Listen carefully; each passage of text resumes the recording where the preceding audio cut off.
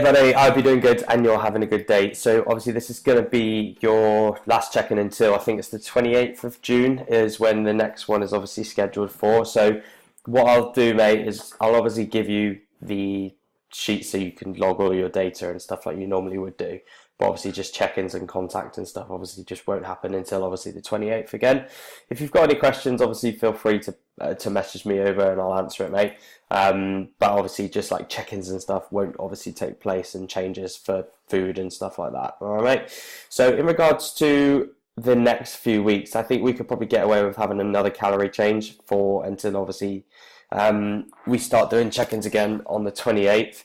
I think realistically you could probably push up to around about 3,200 and still stay around about 210 pounds, or even just roughly just go over a little bit over.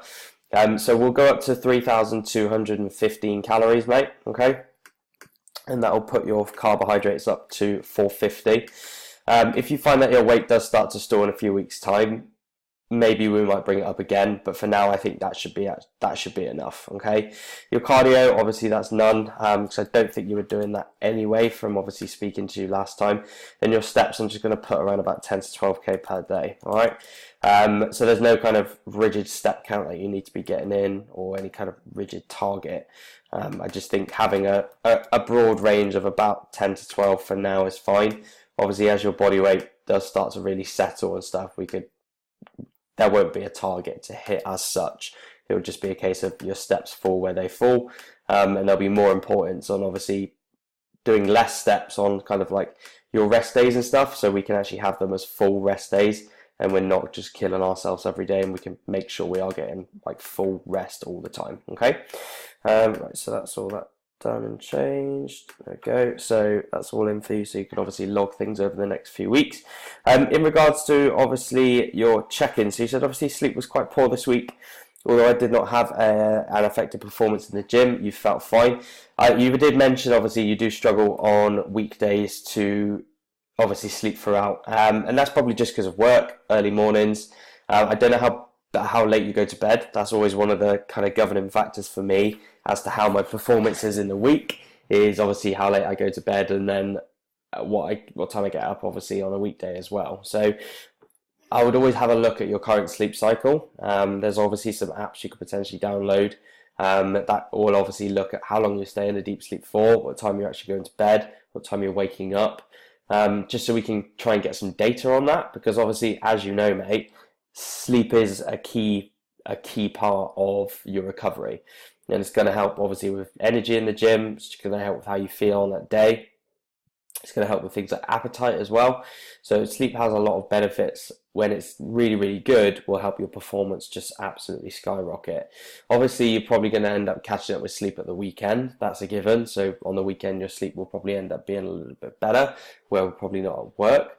But in the week, potentially starting taking steps to make your sleep better. So earlier nights, certain things before you go to bed, like maybe a big carbohydrate meal to make you a little bit drowsy potentially. If you've got any sleep supplements, maybe invest in some of them as well. That's always a good thing. So yeah, just a few things I think potentially we could start looking at. Okay. You said you hit your macros as well. I've had a few higher days of calories, which is fine because it's only pushed your weight up by a little bit. But obviously, if you're going to have super high days, that weight will obviously probably stay around a little bit. That's what I always find a lot when you're kind of coming out of a diet. If you're having a high day, it will push your weight up quite high and then it will stay. Okay, so just try and get into the grips of having consistent days per week, and obviously maybe just having like one higher day at the weekend instead of like a few throughout the week. All right, dude. So obviously legs continuing to appear larger and the whole body seems fuller too, and I think that's just because of seeing your training progress, mate.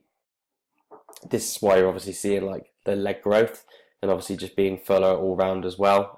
You're finding that obviously having more food is filling you out. It's probably helping you push more in the gym as well. So all the good things that come with gaining body weight and just gaining in terms of getting food up as well. So I've had a big read through this, mate. Obviously talked about the squat and stuff, about kind of the goals for it for next week. With the leg press obviously being broken, it kind of is what it is. You can't really control that, and hopefully it's back working this week so we can obviously get back to doing the leg press again. But yeah, like kind of hitting these numbers, considering obviously if you a few weeks ago you were having quite big hip problems, it's a real big success. Like to see kind of how fast your squat is coming up. But like I said, mate, obviously next week focus on that depth. Obviously, just get slightly more below parallel. Really take advantage of kind of the stretch reflex as well. So obviously when you're at the bottom of the lift, there's that small bounce that you get. Not like a huge bounce, but just like a small bounce that you get at the bottom. Obviously where your quad's going to take control, you can obviously use a lot more quad emphasis there. It's called the stretch reflex, where you're just then going to come back up and it will really help.